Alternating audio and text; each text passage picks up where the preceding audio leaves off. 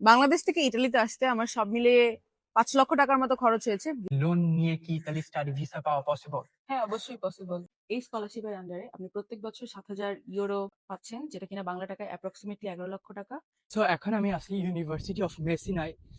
সাথে একজন আছে স্পেশাল, যিনি কিনা এই ইউনিভার্সিটিতে ব্যাচেলর ডিগ্রি করতেছে, এবং তার কাছ থেকে জানা ট্রাই করব academic criteria, bank statement, source of fund, visa process, everything. My name is Afrin Jahan Kajol. I am an international student here in Italy. I'm doing my bachelor's degree in political science and international relations at the University of Messina, and here is my campus.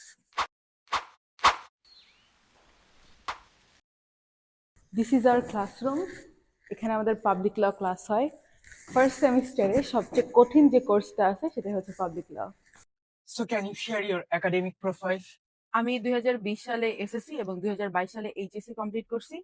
দুইটাতেই আমার GPA 5 ছিল। And দুইটাই কি science group? জি। And then IELTS এ কত score ছিল? আমি ২০২৪ সালে নভেম্বর মাসে আইএলটিএস এক্সাম দিয়েছিলাম আর আমার স্কোর ছিল 7.5। কেউ যদি ইতালিতে ব্যাচেলর ডিগ্রিতে অ্যাপ্লাই করতে চায়, তাহলে তার সর্বনিম্ন কত স্কোর থাকতে হবে আইএলটিএস এ? 5.5 B2 লেভেল থাকলেই হয়। ওকে, কেউ যদি ব্যাচেলর ডিগ্রিতে অ্যাপ্লাই করতে চাও ইতালির যে কোনো ইউনিভার্সিটিতে, 5.5 আইএলটিএস স্কোর থাকলে তুমি ব্যাচেলর ডিগ্রির জন্য অ্যাপ্লাই করতে পারবা। সো আপনার এইচএসসি 2022 সালে এবং আপনি ইতালিতে আসছেন 2025 সালে সেপ্টেম্বর ইনটেকে, almost 3 years of study gap, right? Yes, technically yes. কিন্তু প্রথম বছরে মানে ২০২৩ সালে আমি বাংলাদেশে অ্যাডমিশন টেস্ট দিয়েছিলাম, অ্যান্ড ২০২৪ সালে আমি বাংলাদেশের একটা ইউনিভার্সিটিতে অ্যাডমিশন নিয়েছিলাম, কিন্তু আমার ইচ্ছা ছিল যে অ্যাব্রডে স্টাডি করতে আসে। ওকে, সো তখন থেকেই আপনি হ্যাঁ, প্রিপারেশন তখন থেকেই প্রিপারেশন শুরু করে অ্যান্ড দেন 25 সালে এসেছি। ওকে, বাট আই হ্যাভ সিন যে অনেকেই 3 বছর, 4 বছর, ইভেন 5 বছর এইচএসসির পর স্টাডি গ্যাপ নিয়ে ইতালিতে আসে ব্যাচেলর ডিগ্রি করার জন্য। সো আপনার ক্ষেত্রে জাস্ট 3 বছরের হ্যাঁ, স্টাডি গ্যাপ আমার ছিল। ক্ষেত্রে ৩ বছরের স্টাডি গ্যাপ ছিল। সো স্টাডি গ্যাপটা basically accepted. Yeah, it is accepted. HSC তে কত জিপিএ থাকলে মিনিমাম একটা শিক্ষার্থী ইতালিতে ব্যাচেলর ডিগ্রির জন্য অ্যাপ্লাই করতে পারবে? 3.5 থাকলেই অ্যাপ্লাই করা যায়, কিন্তু যত বেশি স্কোর থাকবে তত বেশি হচ্ছে অ্যাডমিশন হওয়ার পসিবিলিটি বেশি থাকবে, এন্ড দেন ভিসার ক্ষেত্রে তত বেশি হেল্পফুল হবে। ওকে, সো কারো যদি হচ্ছে 3.5 থাকে, he or she can still apply, but yes, GPA যত বেশি হবে পসিবিলিটি তত তত বেশি, রাইট? বেশি। ইয়েস। ইউনিভার্সিটির অ্যাপ্লাই থেকে শুরু করে ভিসা পাওয়া এবং পরবর্তী ধাপগুলো আমার ইউটিউব চ্যানেল অ্যান্ড ফেসবুক পেজে স্টেপ বাই স্টেপ ভিডিও আকারে পাবলিশ করা আছে। You guys can follow them. But আজকে তার কাছ থেকে জানবো হোল প্রসেসটা। ইউনিভার্সিটিতে অ্যাপ্লাই করা থেকে শুরু করে ভিসা পাওয়া পর্যন্ত এই প্রসেসটা 10 মাস কিংবা তার থেকেও বেশি সময় লম্বা একটা প্রসেস। অ্যান্ড এটাকে আমি 5টা ধাপে এক্সপ্লেন করতে পারি। প্রথম ধাপ হচ্ছে নিজের পছন্দ অনুযায়ী কোর্স এবং ইউনিভার্সিটি চুজ করা এবং সেই ইউনিভার্সিটিগুলোতে অ্যাপ্লাই করা, এবং অ্যাপ্লাই করার পরে আপনি অফার লেটারটা কালেক্ট করবেন। সেকেন্ড স্টেপ হচ্ছে document verification, which is CIMEA, and third step হচ্ছে pre enrolment, and fourth step হচ্ছে ভিসার সকল ডকুমেন্ট কালেক্ট করা, bank statement, sources of funds, স্পন্সরের ডকুমেন্ট, এছাড়া অন্যান্য ডকুমেন্ট, অ্যাকোমোডেশনের ডকুমেন্ট, হেলথ ইন্স্যুরেন্স। এরপরে ফিফথ বা লাস্ট যে স্টেপটা আছে সেটা হচ্ছে ভিসার জন্য অ্যাপ্লাই করা। আর ভিসা পেয়ে গেলে তো এর পরের স্টেপ হচ্ছে আপনি ইটালিতে চলেই আসবেন।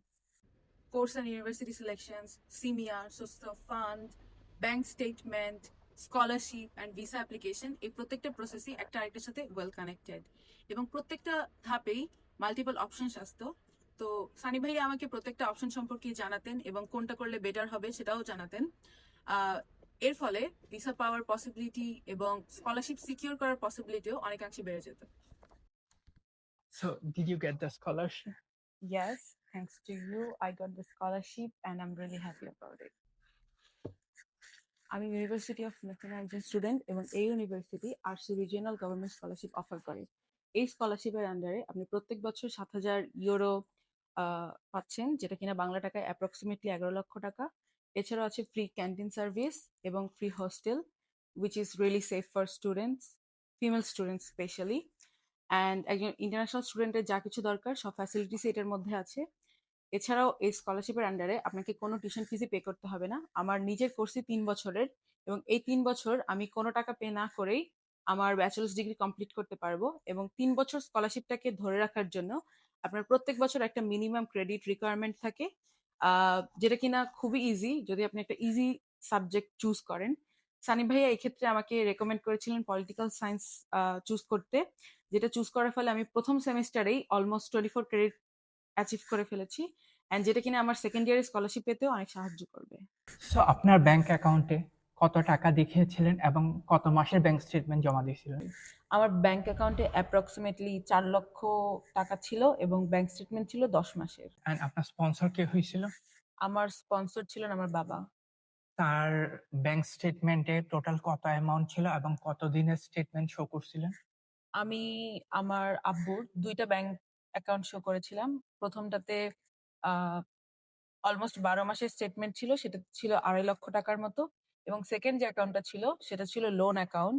আমি ব্যাংক থেকে লোন নিয়ে স্টেটমেন্টটা শো করেছিলাম এবং সেই অ্যাকাউন্টে 18 লক্ষ টাকা ছিল এবং স্টেটমেন্ট ছিল 6 মাসের। সো আঙ্কেলের একটা অ্যাকাউন্ট ছিল ওল্ড, যেটাতে টাকা ছিল কম, বাট আমরা ট্রানজেকশন করে ওটা ম্যানিপুলেশন করছি, যেহেতু এটা ওল্ড অ্যাকাউন্ট। সেকেন্ড ছিল লোন নিয়ে ব্যাংক থেকে একটা স্টেটমেন্ট আমরা রেডি করা হয়েছে। হ্যাঁ, এই বিষয়ে আপনি আমাকে অনেক হেল্প করেছিলেন। ওকে, সো অবভিয়াসলি লোন নিয়ে কি ইতালি স্টাডি ভিসা পাওয়া পসিবল? হ্যাঁ, অবশ্যই পসিবল। আমি তো আসলাম। ওকে, ফাইন। সো আমরা টোটাল 3টা ব্যাংক স্টেটমেন্ট জমা দিয়েছি। আপনার একটা কত মাসের? 10 মাসের, ওকে, আঙ্কেলের 2টা ব্যাংক স্টেটমেন্ট, একটা 1 বছরের। আরেকটা 6 মাসের। ওকে, এই ছিল আমাদের টোটাল ব্যাংক স্টেটমেন্ট এবং টোটাল অ্যামাউন্ট। যদি আমরা স্পন্সরশিপের ডকুমেন্ট নিয়ে কথা বলি, হুম। তাহলে হচ্ছে আমরা স্পন্সরের জন্য কি কি ডকুমেন্ট শো করছিলাম? আমার বাবার প্রপার কোনো ডকুমেন্ট ছিলই না এই বিষয়ে। তো ব্যাপারটা আমার জন্য অনেক হেক্টিক ছিল। হুম। তো আল্টিমেটলি আমরা ডিসকাস করে একটা ওয়ে বের করছি, অ্যান্ড আমি আমার বাবার ট্রেড লাইসেন্স এবং জবের কিছু আদার্স ডকুমেন্ট শো করেছিলাম। পাশাপাশি আমরা হচ্ছে টিন অ্যান্ড ট্যাক্স রিটার্নও সাবমিট Yes. করেছিলাম, রাইট? ইয়েস, তো এগুলো খুব ইম্পর্ট্যান্ট একটা ডকুমেন্ট। যেহেতু উনার আব্বুর হচ্ছে ওরকম প্রপার এক্সাক্ট ডকুমেন্টেশন ছিলই না, সোর্স অফ ফান্ড বা হচ্ছে বলা যায় যে professional proof. So we did a lot of discussion and then হচ্ছে ডকুমেন্টস ফিগার আউট করে ওগুলো অনেক সময় নিয়ে হচ্ছে রেডি করা হইছে। সো ইট টেকস টাইম, আগে থেকে প্রিপারেশন নিতে হবে। হ্যাঁ, অবশ্যই। অ্যান্ড আপনার প্রসেসটা হচ্ছে খুব দ্রুত করার কোনো কারণ ছিল? হ্যাঁ, অবশ্যই। যদি আমি প্রসেসটা দ্রুত না করতাম তাহলে আমি ইতালিতে এসে আমার স্কলারশিপটাও সিকিউর করতে পারতাম না। সেক্ষেত্রে দেখা গেছে ৳2 বাঁচানোর জন্য আমার এখানে অলমোস্ট 11 লক্ষ টাকার একটা স্কলারশিপ মিস হয়ে যেত। সো অবশ্যই ডকুমেন্ট সবকিছু দ্রুত গুছানো এবং দ্রুত ভিসা সাবমিট করার জন্যই আমি আমার ভিসার যে রেজাল্টটা আছে সেটা তাড়াতাড়ি পেয়েছিলাম। তো ইটস আ গুড থিং যে দ্রুত ভিসার এপ্লাই করা এবং সকল প্রসেস দ্রুত করা। সো ইন দ্যাট কেস আপনি ভিসার রেজাল্টটাও কিন্তু খুব আর্লি পেয়ে যান, অ্যান্ড ইতালি আসার পরেও কিন্তু আপনার অনেক কাজ করতে হয়, রাইট? লাইক স্কলারশিপের হ্যাঁ, ডকুমেন্ট, স্কলারশিপের ডকুমেন্ট গোছানো।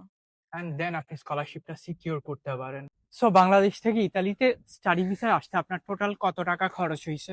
বাংলাদেশ থেকে ইটালিতে আসতে আমার সব মিলিয়ে 5 লক্ষ টাকার মতো খরচ হয়েছে। ভিসা পাওয়ার আগে পুরো প্রসেসে আমার 1.5 লক্ষ টাকার মতো খরচ হয়েছে। আমার যেহেতু ব্যাংক থেকে লোন নেওয়া লাগছিল সেখানে আমার এক্সট্রা 70,000 টাকার মতো খরচ হয়েছে। এছাড়াও ভিসা পাওয়ার পরে ফ্লাইটের টিকিট, সার্ভিস চার্জ, শপিং, এইসব খরচ তো আছেই। তো একেবারে শুরু থেকে শেষ পর্যন্ত 5 লক্ষ টাকার মধ্যে আমি সবকিছু কমপ্লিট করেছি। Course selection, university application, scholarship application, visa application থেকে শুরু করে প্রত্যেকটা স্টেপই সানি ভাইয়া হ্যান্ডেল করছে। আমি শুরু থেকে ওনার Facebook page and YouTube channel follow করতাম এবং সেখান থেকে ইনফরমেশন গুলো গ্যাদার করতাম। অ্যান্ড পরবর্তীতে উনি প্রত্যেকটা প্রসেসই করে দিয়েছিলেন। অ্যান্ড আপনাদের যদি কোনো ইনফরমেশন জানার থাকে তাহলে আপনারা ওনার ভিডিওগুলো থেকে ইনফরমেশন কালেক্ট করতে পারেন।